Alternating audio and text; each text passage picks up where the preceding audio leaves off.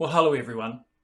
This short video seeks to set out some of the high-level principles that we're using as a diocese to develop detailed guidelines about how we can move from level 3 to level 2 safely and well.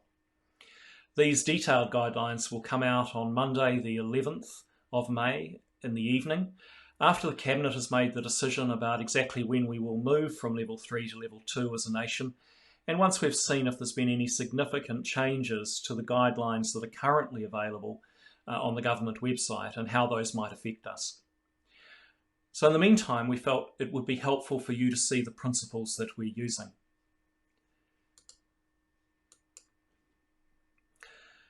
Well, as the Prime Minister has said, we need as a nation to play it safe. So much has been achieved through the restrictions of level 4 and level 3 lockdown.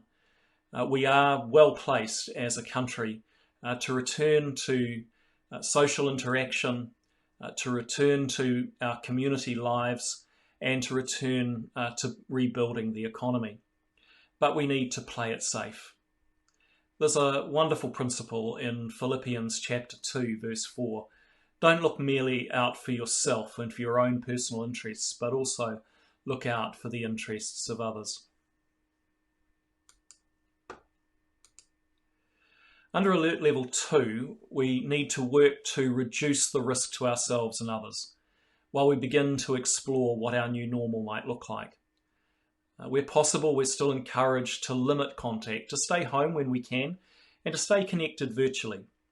Now, the detail of government guidelines for Alert Level 2 can be found at the covid.govt.nz website, and that's constantly being updated, so it's worth going there and checking those out. Read them through carefully. They're clear and simple.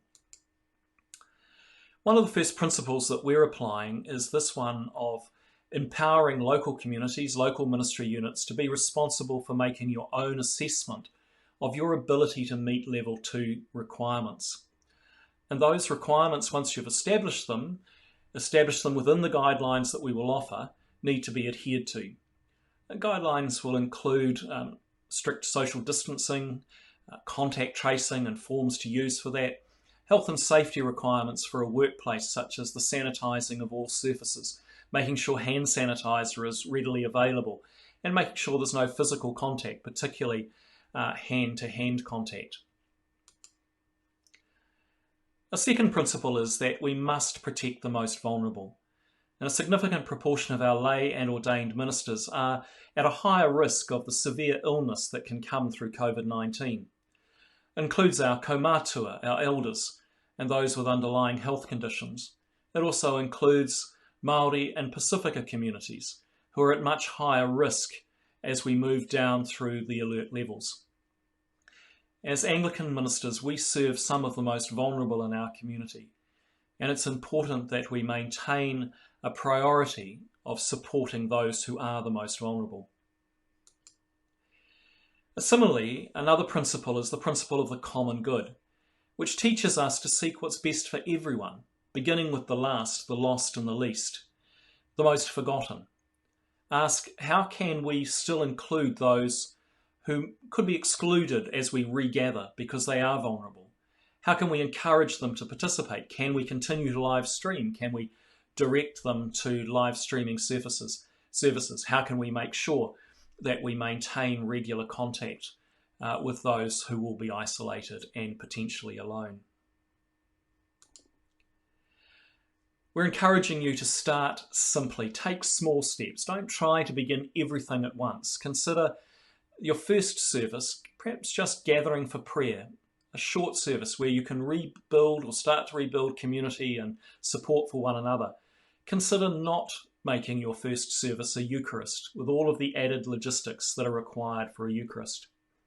Prepare your site carefully for re-entry, and that includes offices and other spaces, as clergy and lay employees will be allowed to return to their office work. Now, you can find a template that will support you as you work through those issues on the diocesan website. And this whole presentation will be coming out in written form with these links by later today, which is Friday. Public services, obviously, up to 100 people with appropriate social distancing can take place, including weddings and funerals.